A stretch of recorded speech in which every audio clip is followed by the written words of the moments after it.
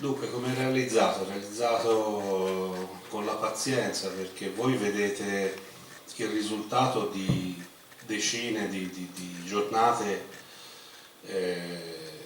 lì dentro San Rossore a rincorrere gli animali, e vi garantisco che insomma è dura, anche perché più delle volte si deve attraversare zone completamente allagate o percorrere lunghi tratti, cercare di anticipare il punto d'arrivo di chi opera, quindi degli operatori, perché se no si rischia sempre di essere dietro.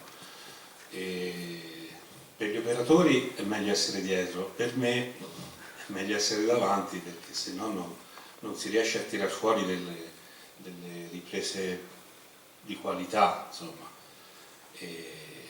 E poi tutto accade in un attimo, tutto accade, sono frazioni, gli animali, è vero, l'unica ripresa che avete visto dove gli animali passano vicini mi è stata data da una guardia, perché l'aveva fatta col telefonino, mi sono praticamente saltati quasi sopra la testa, e può capitare anche quello, insomma, è pericoloso fare, specialmente quando poi, soprattutto nella fase finale, quando ormai il branco è tutto insieme e tutti vanno dietro a un unico soggetto, che può essere sì il capobranco, può essere la femmina, ma può essere anche un soggetto così che si prende una direzione e tutti vanno dietro. Quindi insomma rimango dell'idea che comunque quando si affronta un lavoro dove c'è di mezzo la natura, che bisogna farlo nel tempo, insomma non è possibile realizzare un lavoro dove si parla di ambiente e di natura in un tempo ristretto, perché ogni volta bisogna poi andare a selezionare le immagini migliori. È anche vero che poi a volte è anche il colpo di fortuna, no? Di essere nel punto giusto al momento giusto, dove si spera che accada qualcosa, perché poi nelle immagini è anche giusto che sia così, sembra che tutto accada lì, che sia tutto lì, e invece magari di una giornata c'è un'inquadratura sola, una, e poi magari è quella sbagliata, e quando la vai a rivedere dici porca miseria, guarda, qui mi scappano da una parte, forse utilizzando questa la riesco a montare, ecco, questo è un po'. Ci sono anche molte immagini non della cattura, di uccelli, di lame. Beh sì, perché comunque lo spazio è quello, no? Cioè noi ci muoviamo in spazi dove chiaramente la presenza di altri animali è normale e naturale. È chiaro che nel momento in cui si comincia la scaccia, se ci sono degli uccelli si alzano in volo e scappano, no? È naturale. No, ma ci sono anche inquadrature di animali che si capisce che sono fatti con pazienza, nell'attesa, il picchio che dà da mangiare. Quello sempre, perché cioè, non è possibile affrontare una ripresa naturalistica dove ci sono animali senza la pazienza. La pazienza è cioè, pazienza e poi ancora pazienza, forse succede qualcosa, no? Poi è chiaro, ci vuole l'esperienza, bisogna sapere anche come fare, dove piazzarsi, come riuscire a non disturbare i soggetti, insomma ci sono tanti modi per arrivare alla ripresa, e soprattutto quello che dico sempre a chi ha la passione della fotografia o della ripresa, di non dover fare le cose per forza, perché poi alla fine per forza si fanno solo danni. Qualcuno ha qualche domanda, vuol dire qualcosa, qualche impressione? TGA cosa vuol dire? Dove guardi? TGA. TGA ve lo faccio dire da una guardia. Una guardia. Cosa vuol dire TGA? Tutela e gestione ambientale.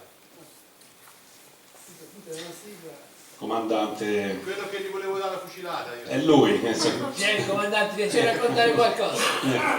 Vi spiego perché le avrei dato volentieri una fucilata quella mattina. Perfetto. No, spiegaci perché non gliel'hai data. Perché badavo dentro. Perché voleva del lavoro finito. Buonasera, signor Lorenzini.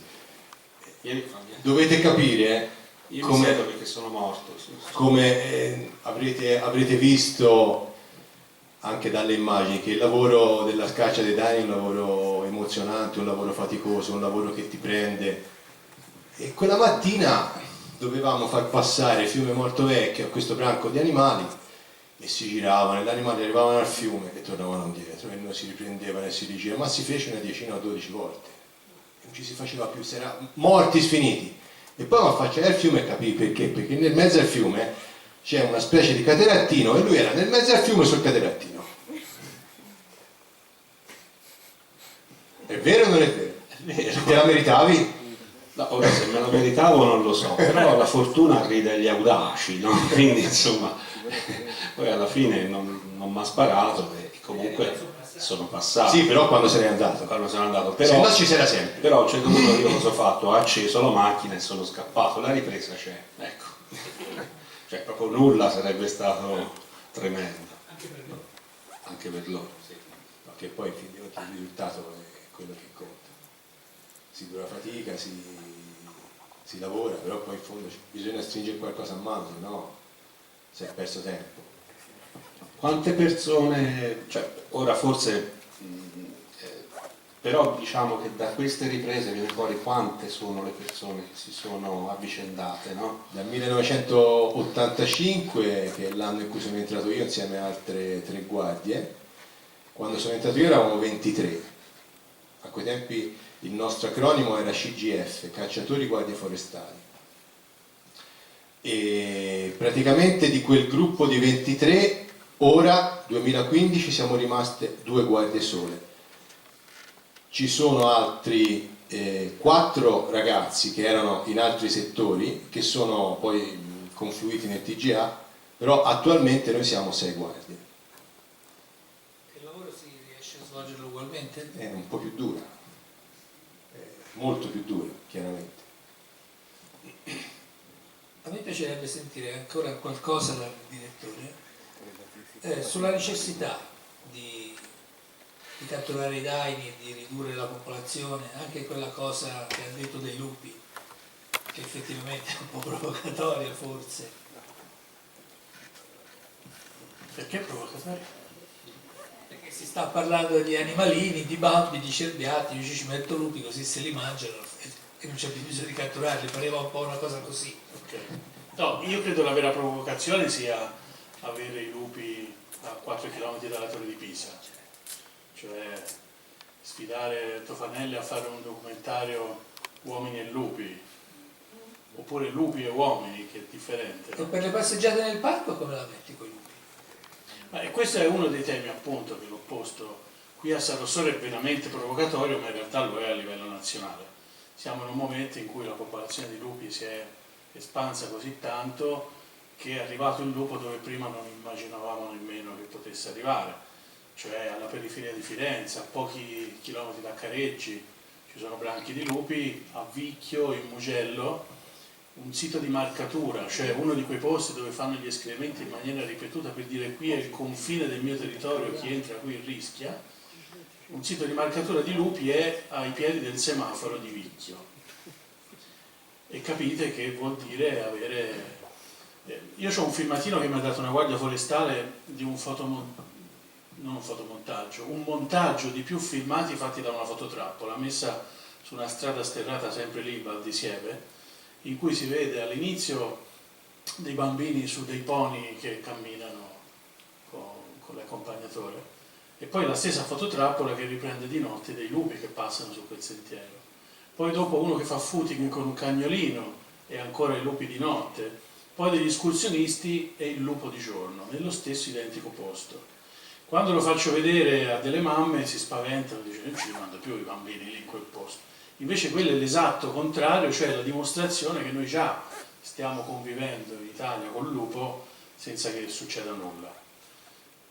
E dobbiamo starci attenti perché i lupi sono lupi, perché sono predatori, però la sfida, come dicevo, che stanno vincendo le aree protette è quello di ricostruire equilibri che abbiamo rotto pochi decenni fa, no?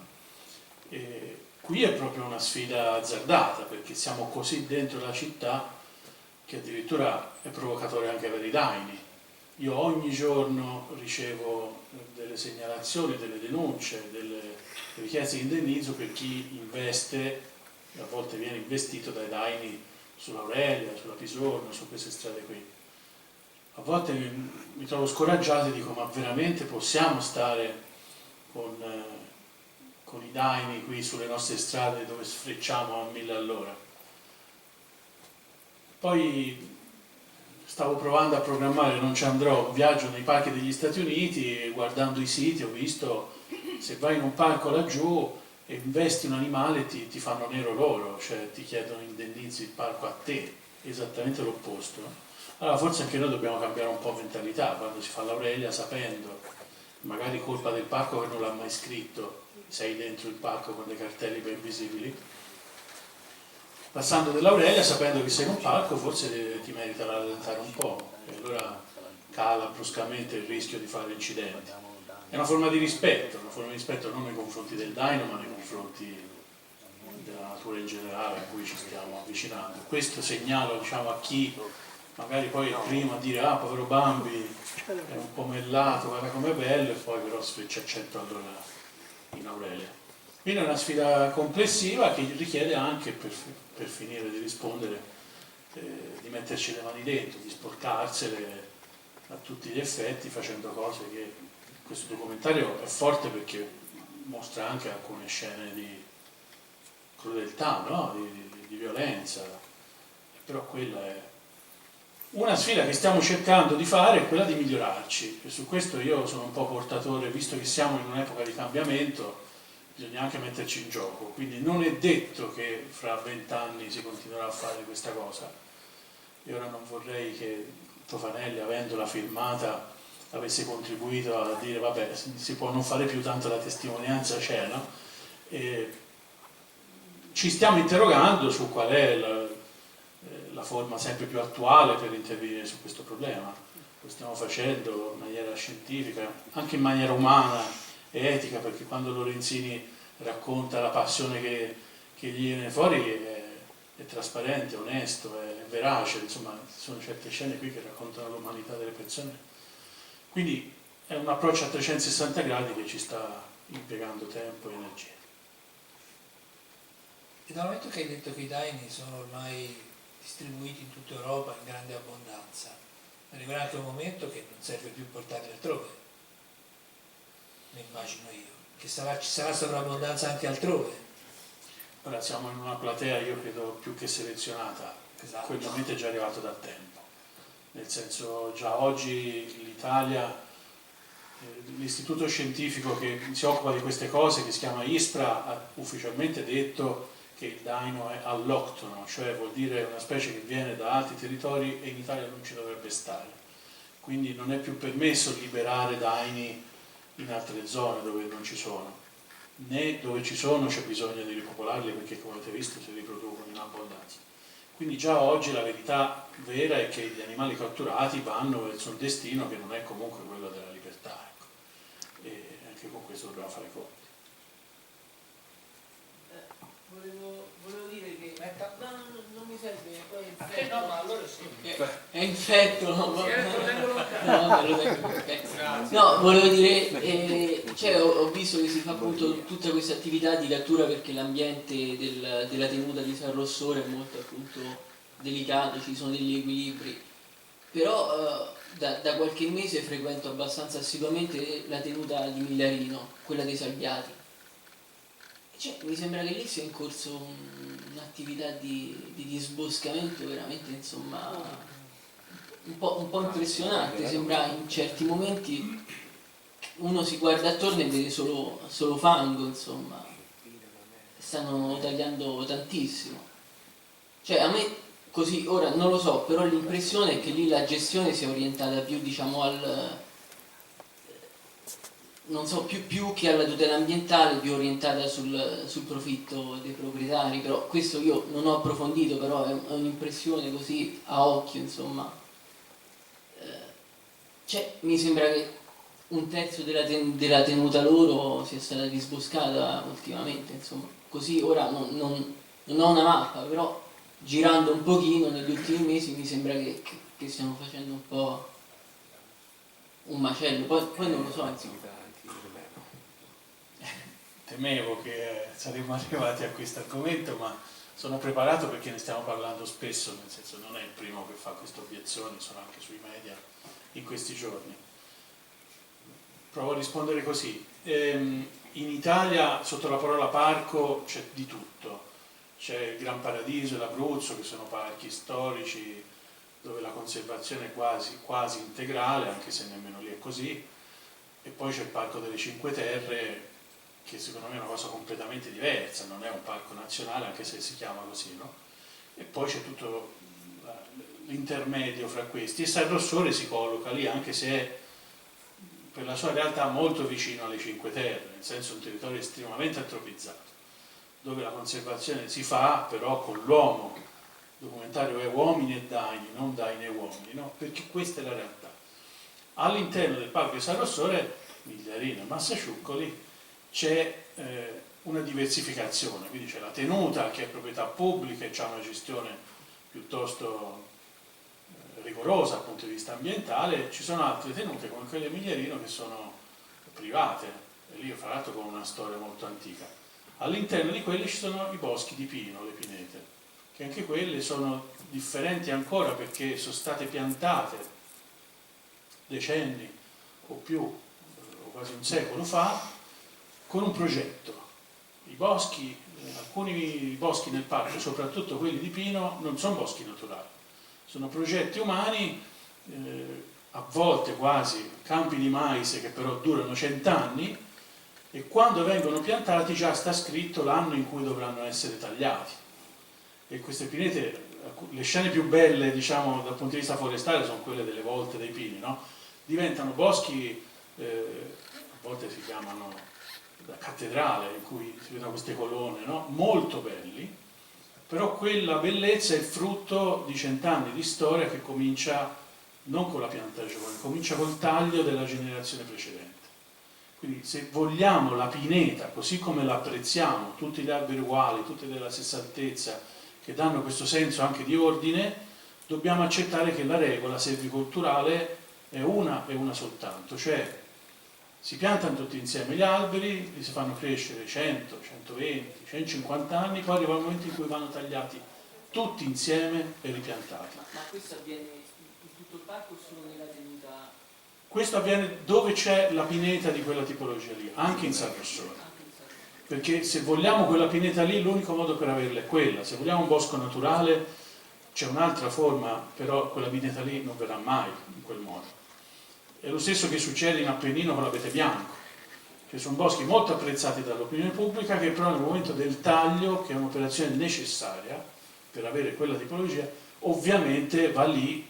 Io faccio sempre il paragone, quando uno in casa, tutta ordine, deve rimbiancare, nel momento dell'imbiancatura c'è un gran caos e disorienta quel caos lì. È lo stesso che si ha durante i tagli, si vedono le tracce delle ruspe in terra, il terreno compattato, quello che chiamate disboscamento. Vi prego di non usare quel verbo, perché quella parola, perché il disboscamento è quando si trasforma il bosco in qualcos'altro, dopo ci si pianta le patate. Quello è un taglio di rinnovazione. Appunto, mi sono un attimo preoccupato perché ho letto un pochino la storia, ho visto che la famiglia lì aveva già tentato negli anni 60 di fare una speculazione edilizia, insomma hanno fatto una nettizzazione, erano anche già riusciti a incassare qualcosa, insomma nel tentativo di fare una città, diciamo, balneare sulla loro tenuta.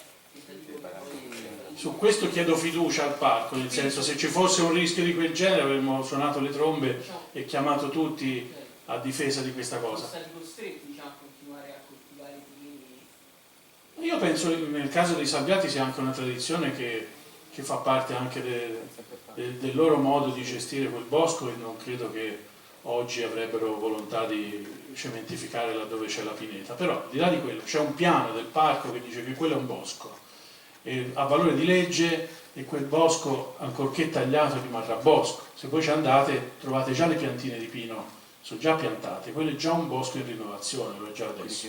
Quindi via le paure sul raddoppio dell'Aurelia, via le paure che mi dispiace abbia rinfocolato anche Italia Nostra, alla quale ho rimproverato di aver scritto sul giornale cose fortemente inesatte, contribuendo, diciamo, a dare malinformazione nell'opinione pubblica. Lì è un'operazione di rinnovazione alla quale, finisco, si è sommata un'altra cosa, cioè la particolarità dell'Aurelia, così trafficata e così immersa nel bosco, fa sì che ogni tanto cascano le piante. Ne è cascata una, fra l'altro un leccio era tempo fa, nemmeno un pino, invadendo l'asse stradale, 2 persone in moto se lo sono trovate all'ultimo davanti, per evitarlo hanno fatto uno scontro frontale e una persona è morta. Quindi un incidente grave seguito dal fatto che le assicurazioni hanno detto ai proprietari non vi assicuriamo più perché lì il rischio è troppo alto col bosco così, e il gestore della strada, in quel caso l'ANAS, che ha imposto, scrivendo ai proprietari, di mettere in sicurezza la strada tagliando una fascia di bosco. Quindi noi abbiamo solo come parco autorizzato i proprietari a fare questo taglio, che certo è forte, certo è impattante, certo avremmo preferito di non doverlo autorizzare, però oggi è un po' così, vi dicevo, cambia il mondo. Io stesso il 28 di aprile andrò dal giudice di pace perché sono rinviato a giudizio per lesioni colpose, perché un mese e 10 giorni dopo che entrai in servizio qui nel maggio 2013, una farnia piccola che nessuno avrebbe mai giudicato come instabile cadde sulla strada alle 3 di notte, tra l'altro in via di Mezzapiaggia, quella che noi chiamiamo Pisorno, per andare a Tirreno, e alle 3 di notte ha preso uno in motorino e gli ha fatto dei danni. Lui, oltre all'aspetto assicurativo, ha fatto anche denuncia, e io potrei essere condannato per lesioni colpose non avendone oggettivamente colpa, però la visione del mondo è questa, bisogna sempre trovare un colpevole anche quando la natura ci mette nel suo, e quindi questo richiede una gestione del parco che si barcamena. Ecco perché poi ci trovate così duri e rigidi nel dire di no alle strade bianche per venire via da Marina di Pisa verso la città, perché far passare il traffico nelle strade bianche significa moltiplicare questi problemi anche in altra viabilità che all'interno del bosco, che altrimenti sarebbe stravolto da questo passaggio. Sì, no, posso dire una cosa? Aspetti un attimo.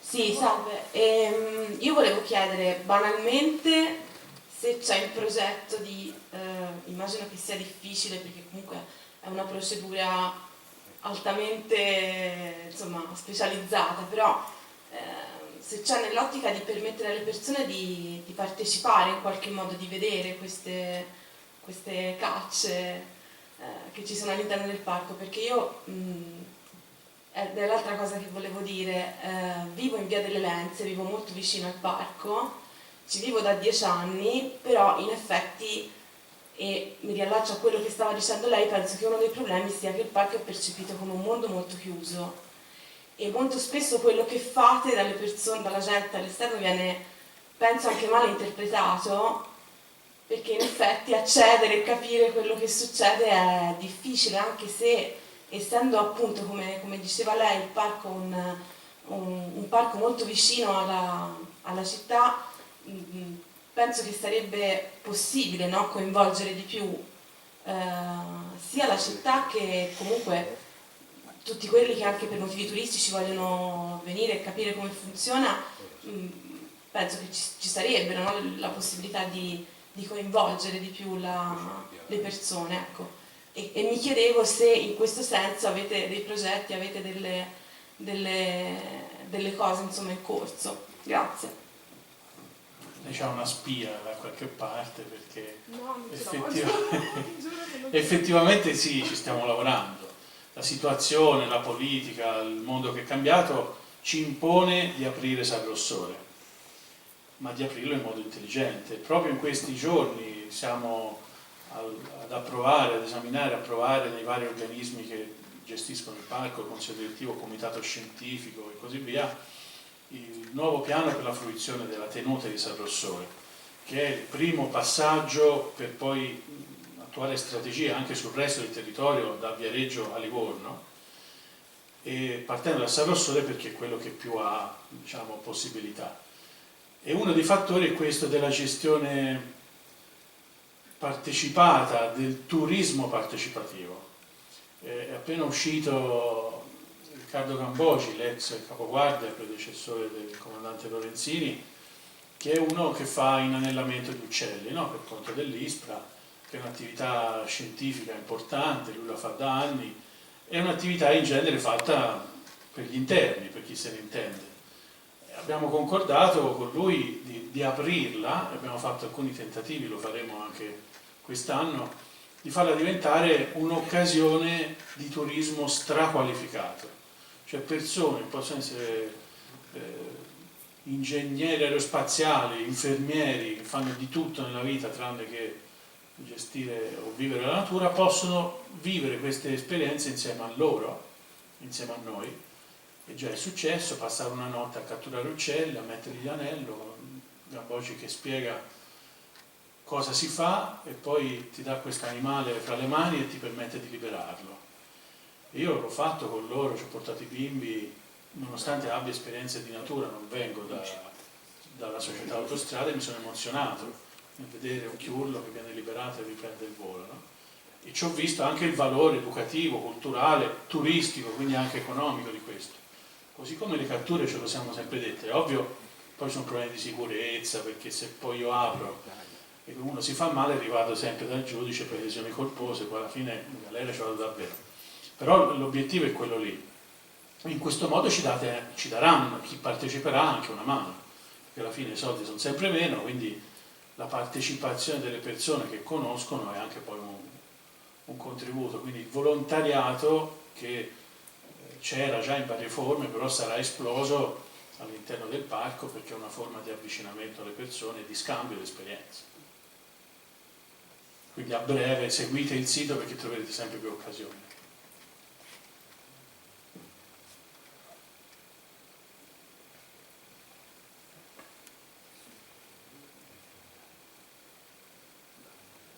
No, io ti voglio fare una domanda invece di come realizzi il documentario.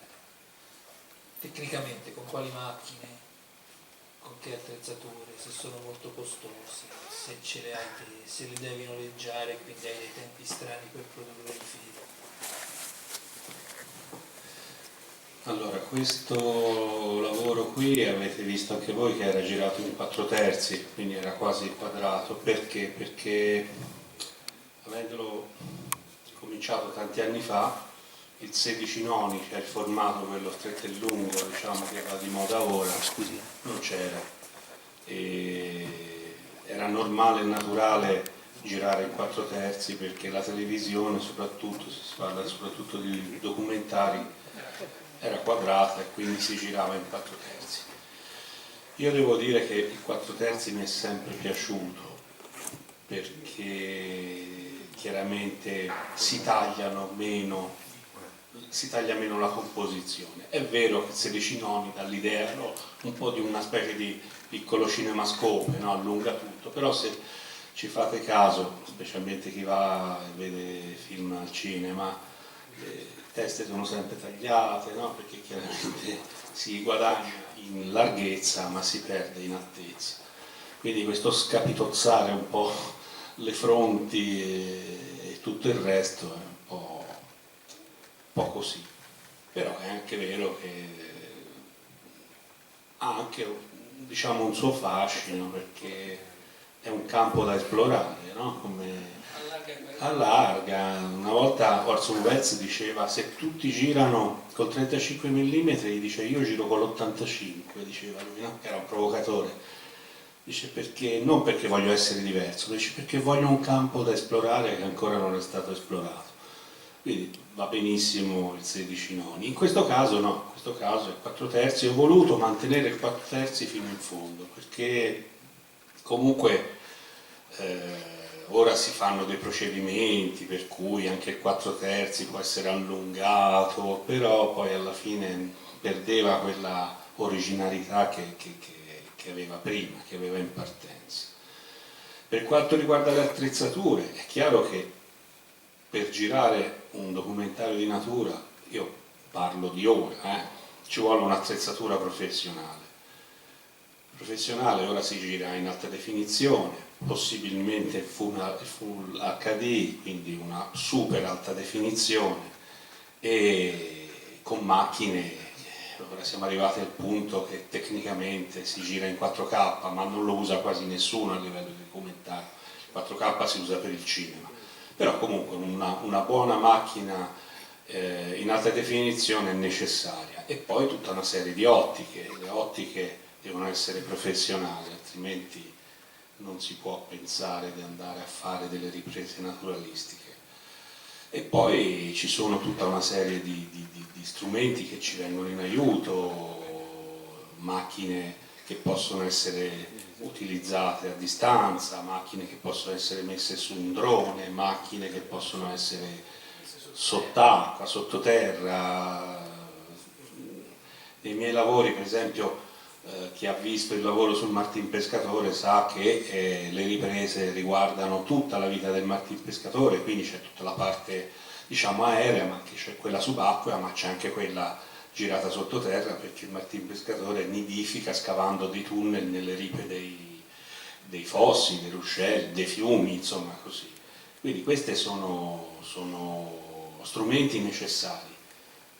Io mi ricordo tanti anni fa, quando cominciai, che andai alla RAI e mi dissero: guarda, dice, se hanno sparato al Papa va bene anche il Super 8, altrimenti devi portare delle riprese girate in 16 mm. A quel tempo si girava ancora con la pellicola e minimo si doveva girare in 16 mm. Quindi si montava in moviola e si doveva arrivare lì con un prodotto di alta qualità. Ora con la tecnologia tutto questo è stato superato, basta un computer e si può montare a casa, non è obbligatorio avere un montatore. Questo me lo sono montato io, per esempio. Normalmente lavoro con un montatore perché credo che l'ausilio del montatore sia importantissimo. Il montatore è una persona che è distante da quello che uno ha girato, come dire, estranea, e nel momento che mette mano al materiale a volte ha anche un punto di vista diverso, che non è detto che sia sbagliato, no? Cioè affezionarsi troppo alle cose che si è fatto delle volte non è buono. È meglio un occhio esterno che ti dice: guarda, questa cosa qui anche se non ce la metti è meglio quest'altro, oppure che ti va a ruffolare delle cose scartate. Questo è.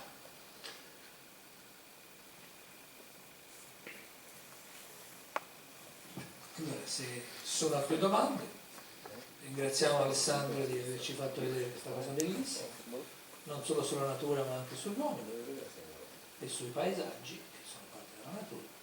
Ringraziamo il direttore del parco, capo del guardia, comandante, e buonanotte a tutti. Grazie.